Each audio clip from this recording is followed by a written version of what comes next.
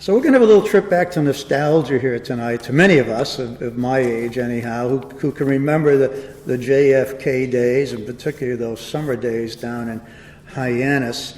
And I asked my wife before we come down tonight, nostalgia, what was the name of Carolyn's pony? Does anyone know the name of Carolyn's pony? Macaroni. Macaroni, all right. You got it.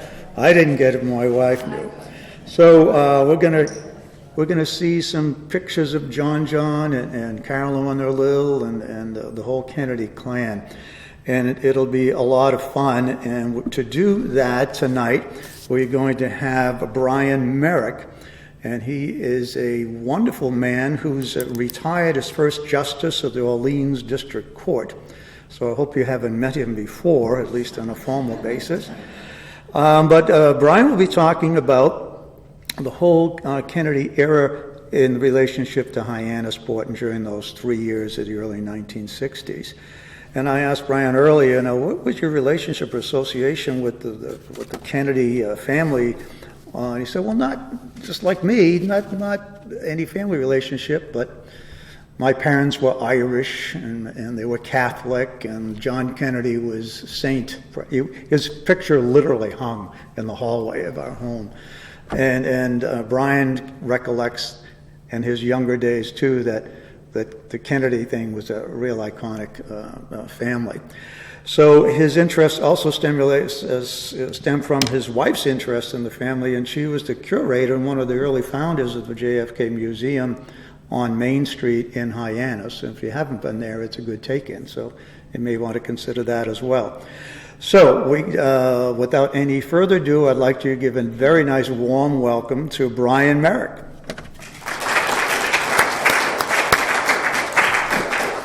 Thank you very much. My pleasure. Okay, you got it. Good evening. I see some old friends and some new, I hope, and interestingly, looks like a varied number of ages. And that's a very good sign for the future of this particular history. In 1926, Joseph P. Kennedy was already a millionaire, although not as wealthy as he would become. He lived in a home in Brookline with his family, and they rented a place in Cohasset, on a wealthy town on the south shore of Boston. And he and his wife Rose took up golf. They were very fond of golf. And a friend put them up for membership at the Cohasset Country Club. And perhaps history was changed by a decision of the club to blackball Joseph P. Kennedy, probably because he was Irish Catholic. So he started looking around, and he found out that the manager of the Hyannisport Club was Irish Catholic, and he got himself put up for membership and was accepted. And in the summer of 1926, he rented a house called the Malcolm Cottage in Hyannisport. He rented it for 2 years, and then in 1928 he purchased it for $25,000. Yeah. It didn't look quite like this when he bought it. He put several additions onto it, but that's where it all started. He bought the house. He owned many other homes over the years. They had a place in Brookline. They moved to Bronxville, New York. He kept a place in Maryland outside of Washington, a house in Palm Springs, not Palm Springs, Palm Beach. Was at the embassy in London, used to summer on the Riviera. But this was his home, basically, until he died in 1969. His son, John F. Kennedy, was 9 years old when he came to Hyannisport. This is a picture, I think, around 1930 or 31, so he's probably about 13 at the time. He as well lived in those other places in New York and Maryland. He was in the service, as you know, in the Navy in World War II. He boarded at Choate, he boarded at Harvard, he lived at the embassy in London for a time. He owned his own homes in Washington and in Virginia. But this was his home, too, for the rest of his life, the center of his world, Hyannisport. He bought his own home in 1956, very nearby. This was a famous location during the summer of 1960. After he got the presidential nomination,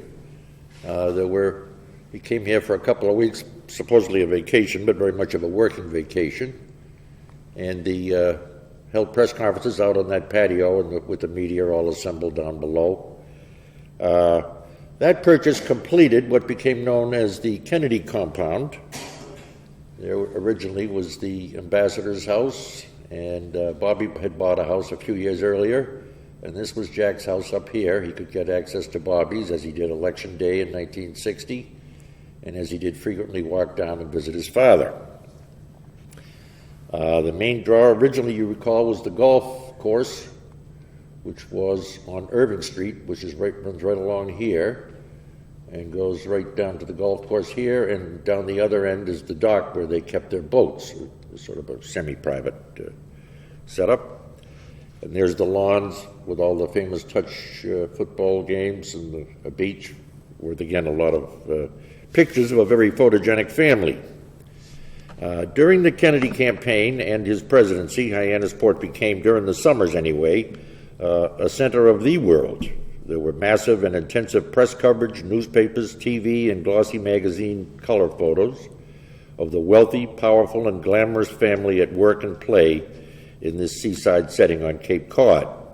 At about the same time, construction of highways to the Cape's bridges and the Mid-Cape Highway, which you know is Route 6, made access to the Cape much easier. This combination exploded the summer and year-round populations of Cape Cod.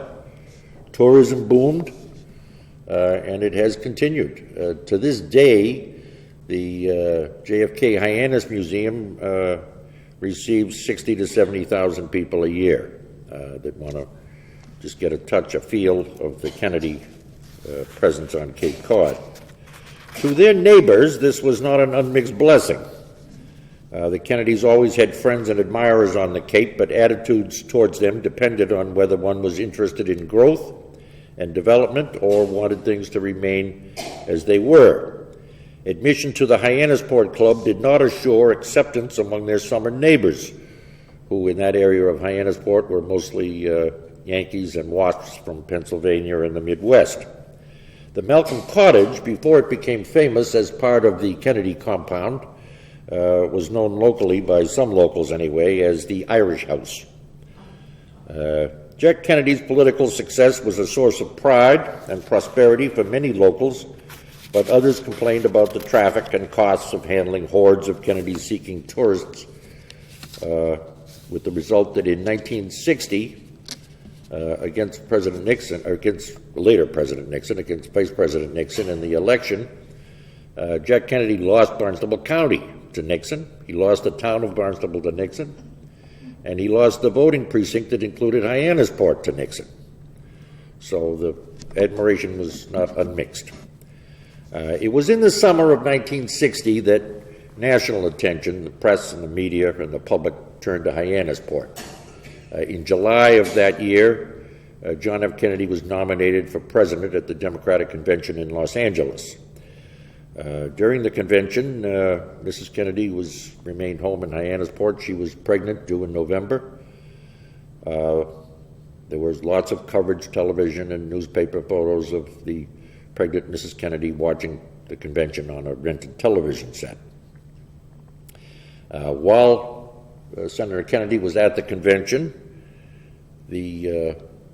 Jackie had a fence built along Irving Street in front of the house, which is there today. It was a 13-foot high stockade fence. The front door of that house is 13 feet from the Irving Street, so that was not considered to provide enough privacy or security, so the fence was built. Again, I guess anticipating the result, telephone men arrived to install a special switchboard at the house that was connected to another one in Hyannis, where some 30 correspondents and 9 Kennedy campaign staffers would take up residence during Jack's vacation, which was supposed to be 2 weeks. On Sunday, July 17th, Senator Kennedy arrived at Logan Airport in the early evening as the nominee and was greeted by the governor, the mayor, and 10,000 other close friends. He then flew on their private plane, the Caroline, to Barnstable Airport, where he was met by his wife and 5,000 other people. On his way back to Hyannisport, they paraded through downtown Hyannis, where there was sort of a local celebration to honor the triumphant hero. And although he had promised Jackie a 2-week vacation, she got 2 days, some of which they spent on the Marlin here, which is Joseph P. Kennedy's boat, and with Jack playing golf, which Jackie did not participate in. The Marlin was a 52-foot boat that came equipped with a professional captain, and in the summers, a high school student serving as a steward.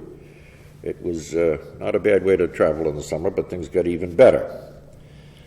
Sir JFK relaxed for a couple of days, and in the meantime, the inner circle of the campaign staff gathered on Bobby's lawn. They set up 8 of those chaise lounges, made them all flat, used as benches to plan the campaign.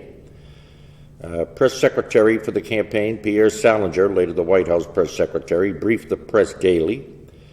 The campaign had rented 30 rooms at the new Hyannis Inn Motel for staffers and reporters. Salinger took over a large downstairs dining room for use as a press briefing room with 6 teletype machines.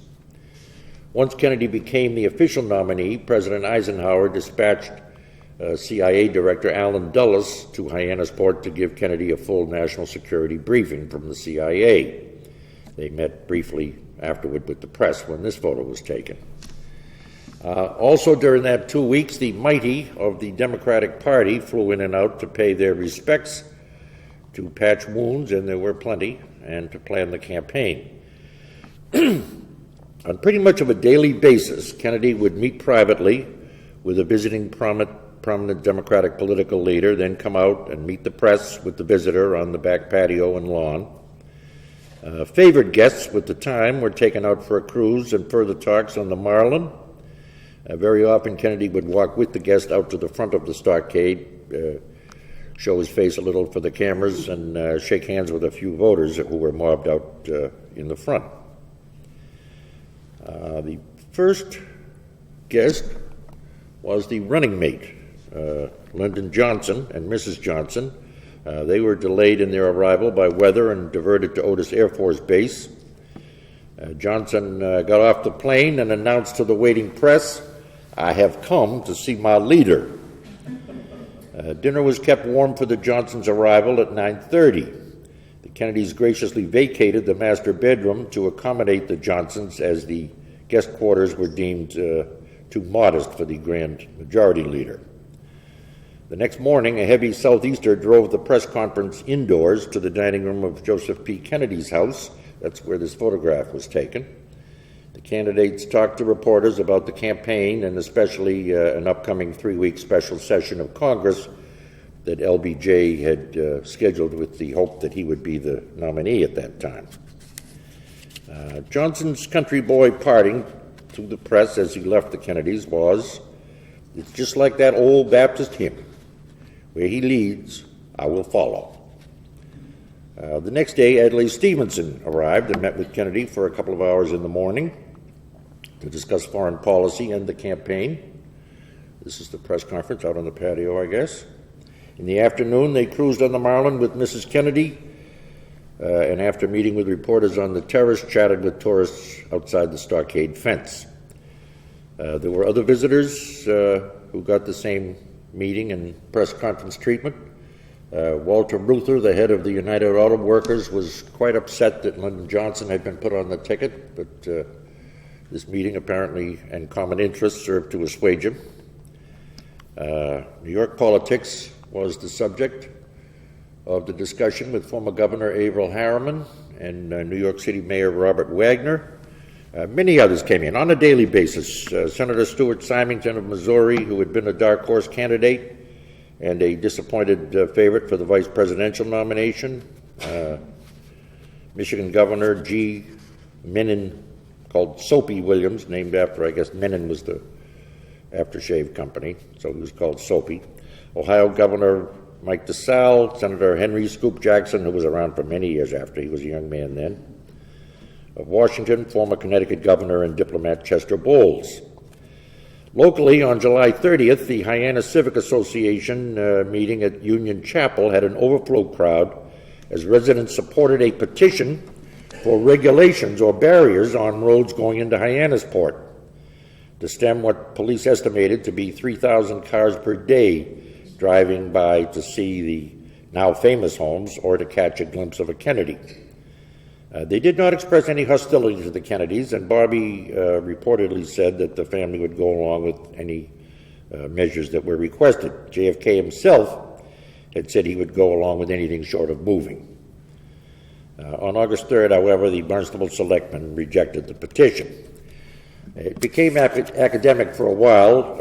On the second week of August, Kennedy went off to the special session, and the campaign in Hyannisport settled back into its usual pace until Election Day.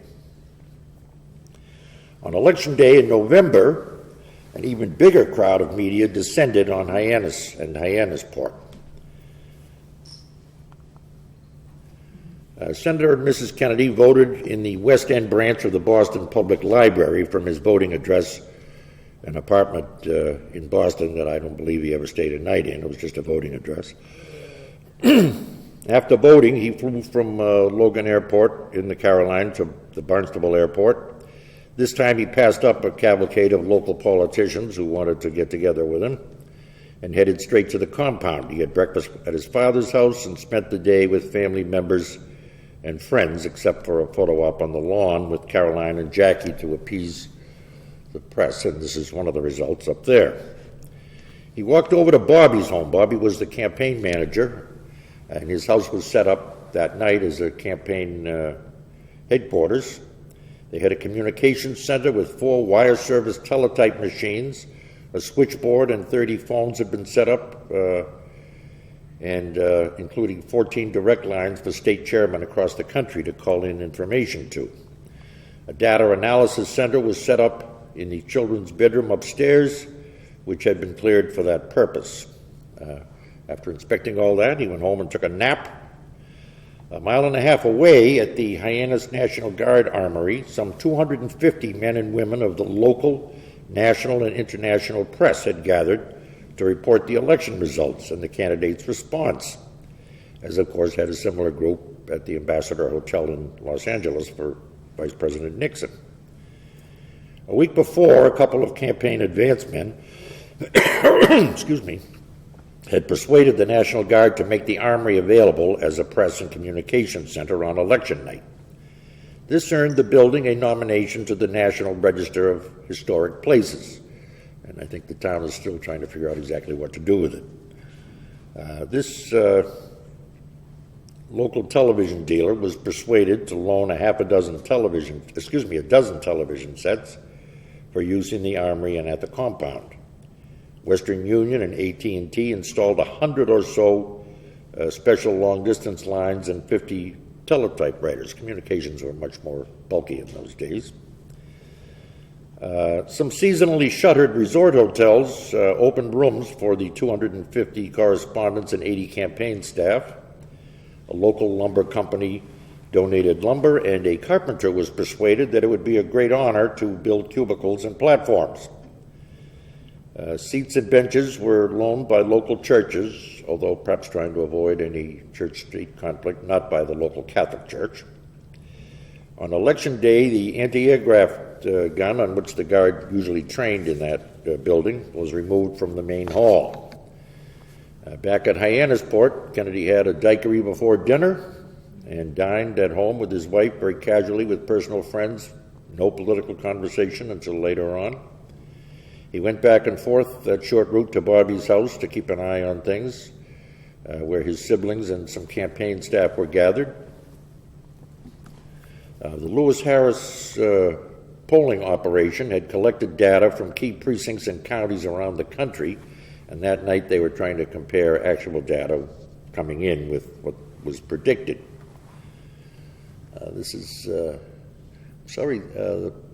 Some of these slides come out a little bit darker than we expected them to, but technology is what it is. That, I think, is Teddy and Patricia Kennedy, Eunice, Ethel Kennedy, Peter Lawford, and Joan Kennedy. And the president put Jackie to bed early and went over to Bobby's for the rest of the evening. There he is with Ethel and Bobby and Pierre Salinger over to the left. Watching the returns they had all that information, but essentially they were watching the returns on TV, just like the rest of us. Early in the evening, returns in the East suggested a Kennedy win, and the crowd got very excited, but as the returns moved west, Nixon's count surged, the crowd got quiet and the tension built up again. Senator Johnson called, and JFK spoke with him. As JFK reported the conversation to everybody else anyway, Lyndon said, "I hear you are losing in Ohio, but we are doing fine in Pennsylvania." At 3 a.m. Eastern Time, a Kennedy win seemed very likely, but not certain. 4 states hung in the balance: Michigan, Illinois, Minnesota, and California. Kennedy had to carry only 2 of them to win. Nixon needed all 4. At about midnight in California, 3 a.m. in Hyannis, Nixon spoke at the Ambassador Hotel to the press and his supporters. He thanked his supporters, noted there were still votes to be counted, and acknowledged that, and I quote, "If present trends continue, Senator Kennedy will be elected." But he did not concede. This did not sit well with Kennedy's men, whose mood changed from sympathy to anger that Nixon would not concede. "Why should he concede?" Kennedy said. "I wouldn't." Salinger, under pressure from newsmen and cameramen, urged him to make a similar appearance before the gang at the Hyannis Armory. JFK told Salinger he would not say anything in public until Nixon had conceded, and went next door to bed. Now, in 1960, presidential candidates did not receive Secret Service protection as they do now. But the law did charge the Secret Service to protect the president-elect, quote, "as soon as his identity shall become known." So the movement of the secret police was one of the great markers on a presidential election back in those days. At 5:45 a.m., based upon television projections, the director of the Secret Service ordered 16 agents to establish security at the Kennedy compound. Security was in place by 7 a.m. Staff reporting for duty in the morning were amazed that the agents recognized them, having prepared for that occasion by studying photographs. Kennedy met with Sorensen upon awaking, and with Salinger soon after. He went for a walk on the beach with Caroline and brother Ted, with Secret Service men for the first time now following along behind. At about 1 p.m., although it was only 10 a.m. in Los Angeles, the family and aides were gathered at Ambassador Kennedy's house to watch Nixon's press secretary, Herb Klein, officially read Nixon's statement of concession. Only then did they prepare to motorcade to the Armory for the official acceptance. First, they posed for this well-known formal photo of the certainly triumphant moment, 34 years after coming to Hyannisport. Joseph P. Kennedy had kept out of the limelight during the campaign. He had a lot of political campaign baggage from olden times. He supplied a lot of advice and a lot of funding, but otherwise stayed out of sight. That morning, JFK insisted that his reluctant father join him in the trip to the Armory. So Joe Kennedy's self-imposed exile was over. Now at last he could exult in public as the father of the president-elect. With his parents and family, John Kennedy drove through Hyannis to the Armory. There on live TV, He read the telegrams of congratulations from Nixon and from President Eisenhower, as well as his replies to them. He noted the closeness of the election and thanked all Americans and added, "And now my wife and I prepare for a new administration and a new baby." Kennedy and his staff stayed in Hyannis a few days preparing for the transition. That weekend he flew to Palm Beach, not to return to Hyannisport until May, when he would return as president. Starting in the summer of 1961, the world soon got used to the pattern of a Kennedy weekend at Hyannisport. Friday afternoons, the president would leave the White House by helicopter, go to Andrews Air Force Base. There he would board Air Force One for the flight to Otis Air Force Base in Falmouth, as Joint Base Cape Cod was then known. People going along with him were usually Bobby Kennedy and Sergeant Shriver, and after he was elected to the Senate in 1962, Ted Kennedy. Also on board would be any staff who might be needed during the weekend and any personal weekend guests that the Kennedys had. On landing at Otis, Kennedy was invariably met by the ranking officer at the base, local dignitaries, and any congressman who happened to be around. Behind the rope, a large group of kids and other fans waited. These were families of military or government workers or law enforcement. And I know many people today who remember with great fondness having the pleasure of seeing the president depart or arrive at Otis Air Force Base. From Otis, the party would take a helicopter to the compound where the arrival of the daddies was joyously greeted by a mob of children. Sometimes then or later on, JFK would take a bunch of kids on a golf cart to the local store for candy or ice cream. He was the president, so things came up when he had to work on a weekend. But JFK kept his life very compartmentalized, and he did not like work to intrude into his leisure time. But at a minimum, there was something to be done every weekend. He had a daily briefing from his national security, or from his military aide, General Clifton, in the living room. There's after church on Sunday, that's General Clifton going up the walk with the president and his assistant, Dave Powers. During the summer of 1961, Kennedy stayed at his own home right there. During the summers of 1962 and 1963, Kennedy borrowed or rented homes in Hyannisport close by on Squaw Island, which had only one access road, making it easier to maintain privacy and security. Otherwise, summer weekend routines remained the same. You can imagine the fits that 13-foot distance between the front door and the road must have given the Secret Service. Kennedy also had to meet with Press Secretary Pierre Salinger on Saturdays and, if necessary, Sundays to deal with issues of concern to the press that were always coming up. When there was an upcoming speech, he might work on drafts with Ted Sorensen in the living room or maybe spilling over into a boat cruise. It was usually, though, only in times of crisis that Kennedy worked extensively on weekends. Salinger and the other staff stayed at the Yachtsman Hotel. One morning in June of 1961, General Clifton was relaxing with a swim at the Yachtsman's beach when he noticed one of his staff running into the water towards him in full uniform, waving some papers over his head. When Clifton saw that the papers were a cable describing the construction overnight of the Berlin Wall, he immediately called the president, who was boarding the Marlin, and filled him in. The Berlin crisis generated a lot of activity during the next month. That July, there was a conference on the Berlin crisis at Hyannisport. Kennedy met on his patio and walked around cruised around Nantucket Sound on the Marlin with Secretary of State Dean Rusk, Secretary of Defense Robert McNamara, who you see talking to him there, and General Maxwell Taylor, who's walking behind. It seems kind of quaint nowadays to see the visitors in coat and tie on a beach in the summer, as was the custom back at the time.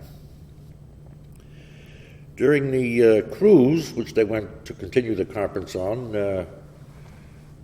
both McNamara and Taylor, as well as the president, got into bathing suits and jumped in the water, but the rather repressed Rusk kept sitting on the deck in his coat and tie. The Kennedy family also traditionally assembled at Hyannisport for Thanksgivings, and they continued that during the Kennedy presidency. On the Friday after Thanksgiving weekend in 1961, Kennedy convened his staff and national defense and budget leaders in Joe Kennedy's sunroom to discuss defense budget requests. I always thought that was kind of showy. It seems like they could have waited till the following Monday and had the meeting at the White House, but all those people got up there on the Friday after Thanksgiving to have this meeting and follow up. As I mentioned, the president in July and August of 1962 and 1963 stayed in houses on Squaw Island. They were very close by, but were in both cases larger and provided more privacy. In the absence of his presence there, JFK's house was used by relatives. This is the house that he used in summer of 1962. It belonged to a then famous singer named Morton Downey, who was a close friend of Joe Kennedy's. It was a big house with weathered shingles and a long rolling lawn and pool. It was located across the street from Teddy's house, which was on the water. In 1963, the Kennedys rented Brambletide. It was another rambling, gray-shingled house sitting on a secluded piece of beachfront property on Squaw Island. Mrs. Kennedy would stay for the entire summer, with the president joining them nearly every weekend. That summer, of note, JFK met at Brambletide to discuss the nuclear test ban treaty with Secretary of State Dean Rusk and Ambassador Averell Harriman, who was the chief negotiator for that treaty. Whatever house he was using in any given year, he invariably attended Mass every Sunday with Jackie at St. Francis Xavier Church on South Street in Hyannis. Now, it was golf that brought the Kennedys to Hyannisport, so it's no surprise that President Kennedy loved playing golf. He was, of course, a member at the Hyannisport Club, which had brought his parents to Hyannisport in the first place and was located just down the street from his house. Here he is playing golf. That's his sister Patricia on the left. He was very good at golf. Usually shot in the 80s, but he was very leery about having that well known. For about 8 years, the Democrats had been beating up on President Eisenhower, complaining about how much golf he played. And Kennedy was a little sensitive about word getting out that he was a very good golfer, thereby suggesting a lot of practice. Before Arnold Palmer came along, golf was considered a game just for the wealthy. JFK's pal, Red Fay, tells a story about playing golf with him in California just before the convention in 1960. And as he tells it, JFK hit a 5-iron up onto the green, and it started rolling towards the pin. And Fay, as any golfer would, started yelling, "Go in, go in!" And JFK was more horrified and exhaled when the ball stopped 6 inches short from the pin. And he said, if I'd hit a hole-in-one, the word would be out in an hour, and everybody would say there's another golfer trying to get into the White House. It's a tribute to his really quick thinking and his shrewd political mind to come up with that thought so quickly. Kennedy generally played with old pals from school or the Navy, unrelated to politics. It was just for fun, and a couple of reporters who got privileges at the Hyannisport Club. He also played with Pierre Salinger, who had the major advantage of always being there every weekend that Kennedy was there. He liked to spend a lot of time before the game working on bets, downplaying his own expertise and pumping up the other guys. It wasn't for big money. He just liked the competition. He seldom played 18 holes in a day. I don't know if he was impatient or what, but he'd sometimes play 9, more often even 15. He'd go out on 1 and 2 and come back in on 16, 17, and 18. But he might play twice in a day. He might play 9 in the morning, go out for a boat ride, and then come back and play 5. It was certainly handy enough to do it. Another major activity of his at Hyannisport was boating. He had boated a lot Since childhood, he had his own sailboat, the Victoria, famously, and sailed a lot. During his presidency, he seems to have cut back on sailing and moved more towards powerboat cruising. I don't know if that was because of his back or for security reasons, but it's the fact anyway. One benefit of being president is that in addition to having his father's access to his father's boat, he had the presidential yacht. This was one of them, a 92-foot motor yacht that he renamed the Hyannisport after his grandfather, Rose's father. In June of each year, the Hyannisport was moved to Hyannisport and kept there till around September. Then in September, it would be moved to Newport, where he often went and stayed with Jackie's family in later September or October. Then it was taken to the Potomac River near the White House, where it was kept, except for during the winter when it was moved to Palm Beach, where it was always handy. So even nicer living.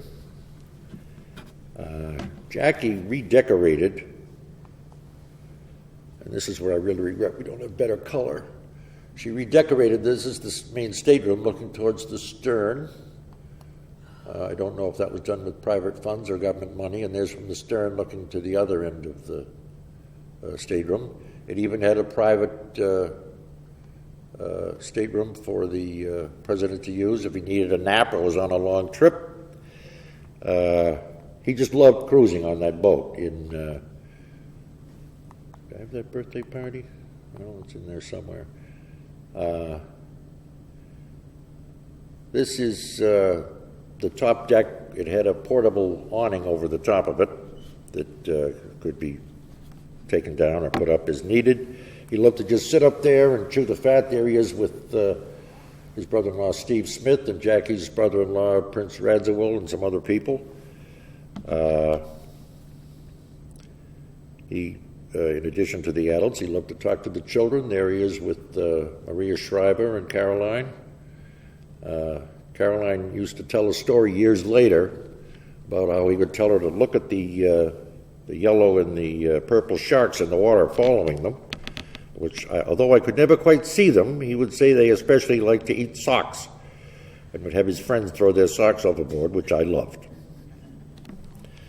On board, he ate his favorites, which included clam chowder and ice cream. Perhaps his favorite activity of all, he would read newspapers, magazines, books, history, or just James Bond thrillers. He loved to read. He and his guests often swam off the boat or watched Jackie water ski. Usually his guests were family or friends, but occasionally, as I might have mentioned, occasionally a business meeting would trip over onto a boat ride. And the rest of the time, they would frolic in the yard or on the beach, as people do. There's the president and Teddy watching JFK's old pal Lemoyne Billings show Caroline how to sail this boat that they got as a present from the president of Italy. And here are Teddy and Ethel and Bobby engaged in one of the legendary touch football games. And here's the three brothers coming up from a swim on the beach.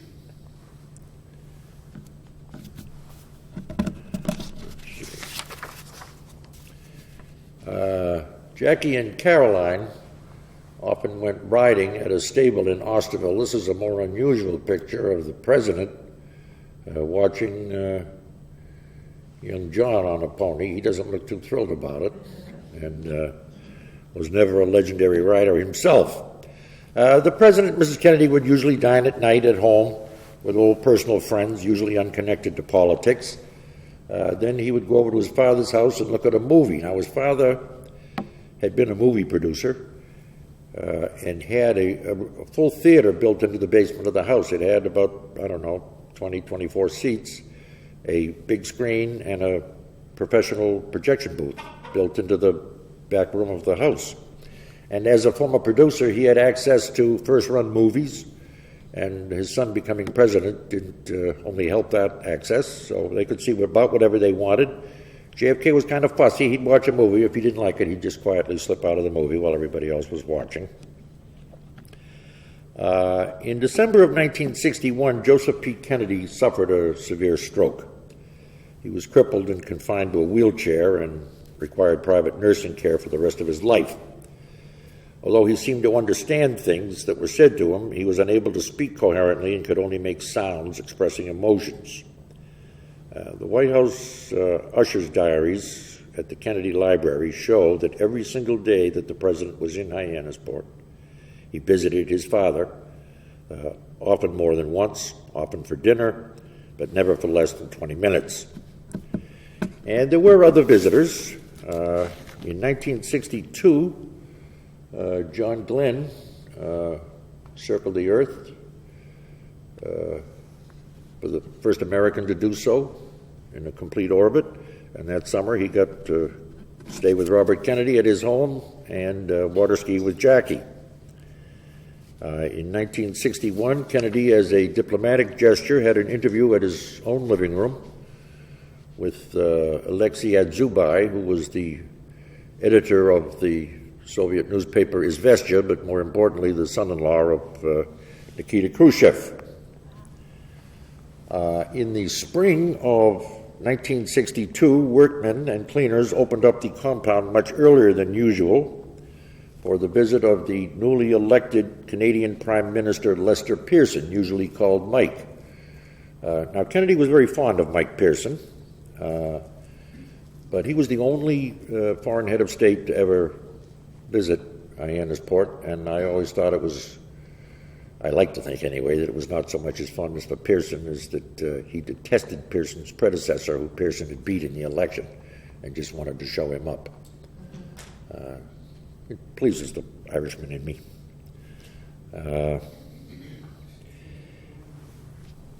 On August 7th of 1963, JFK was at the White House when he got word that Jackie, who was only 7 months pregnant, had gone into premature labor.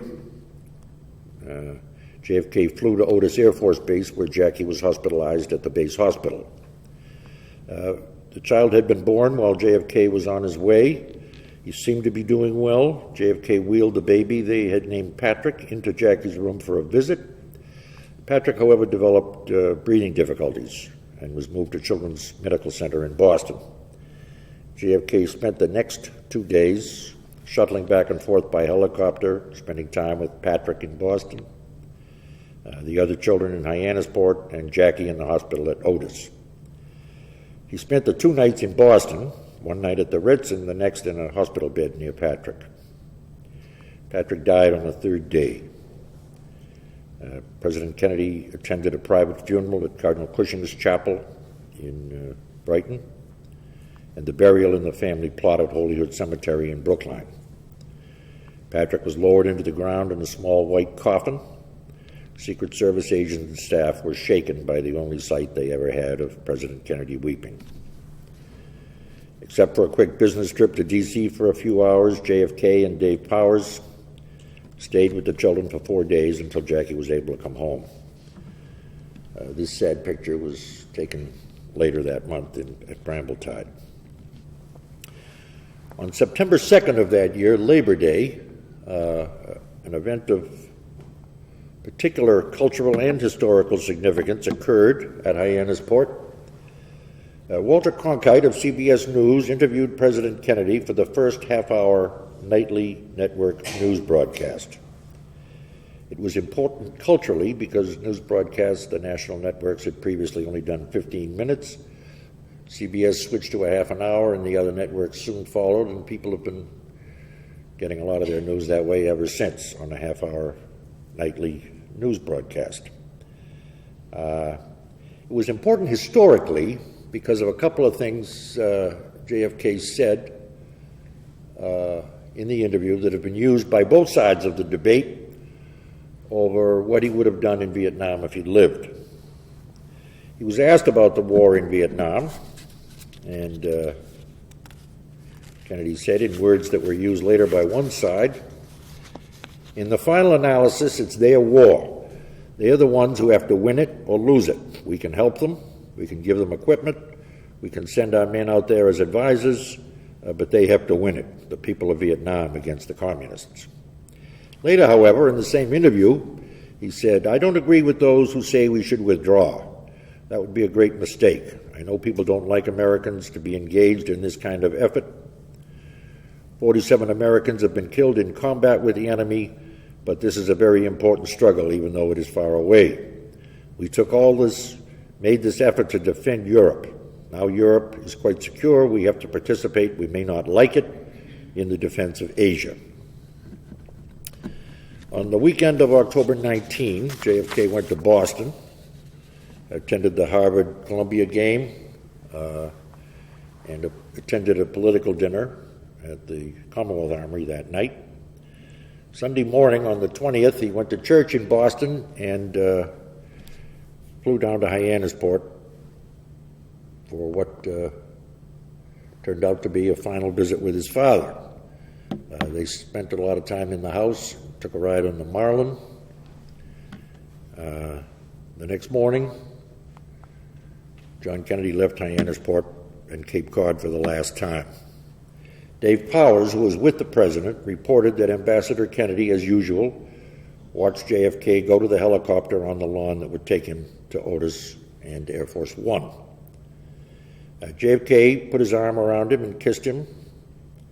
He told the nurse, "Take good care of my dad until I see him again." He walked toward the helicopter, but according to Powers, unusually, turned and walked back and kissed his father again. According to Dave Powers, as the helicopter lifted, the president looked down at his crippled father in the wheelchair below and said, "Look at him, Dave. He made all this possible, and look at him now." Thank you. The end.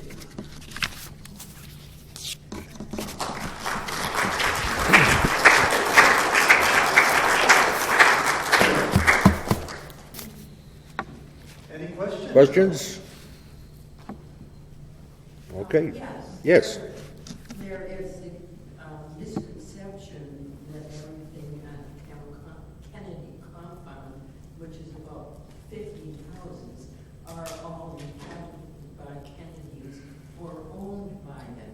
Yeah. I know it's much less than that, but I'm not sure. Is it 4 or 5? There are.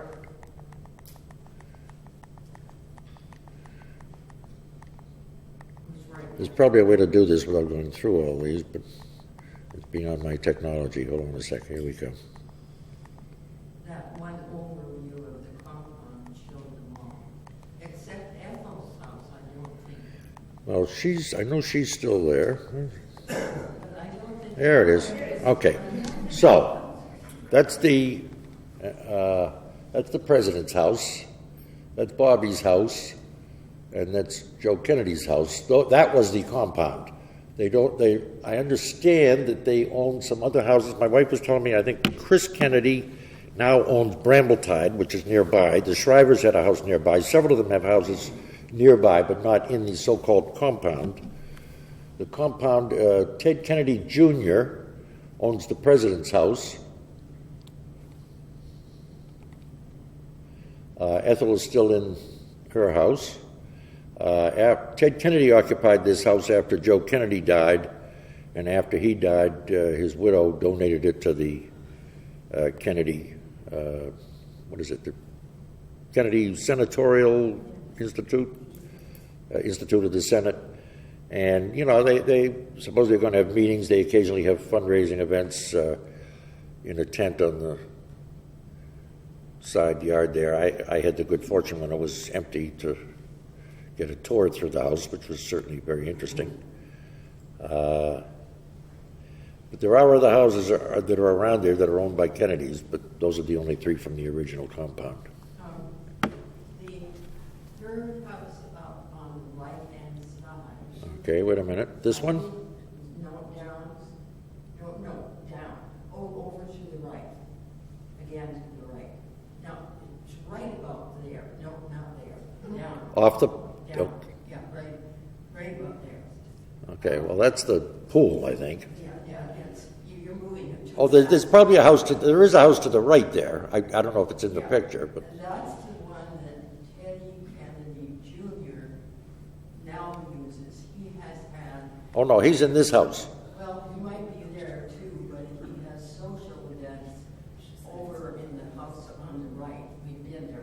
Okay.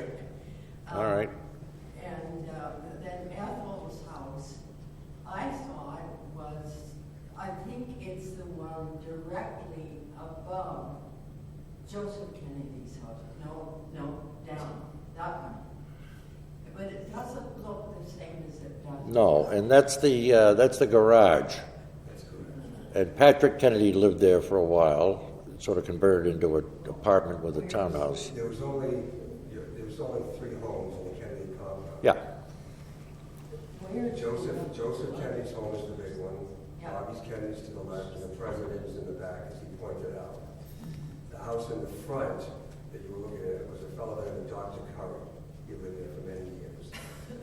But in the back was the garage. Ted was the only one that lived over on Squaw Island, but that consisted of the 3 Kennedy homes. So where is Ethel Kennedy's house? Ethel Right Kennedy's there. right there where he's pointing right now. She still lives there. I grew up right around the Yeah. corner. It's right across the driveway. Anything else? Well, that's the way it is, yeah. Well, thank you all very much for coming out on this lovely night.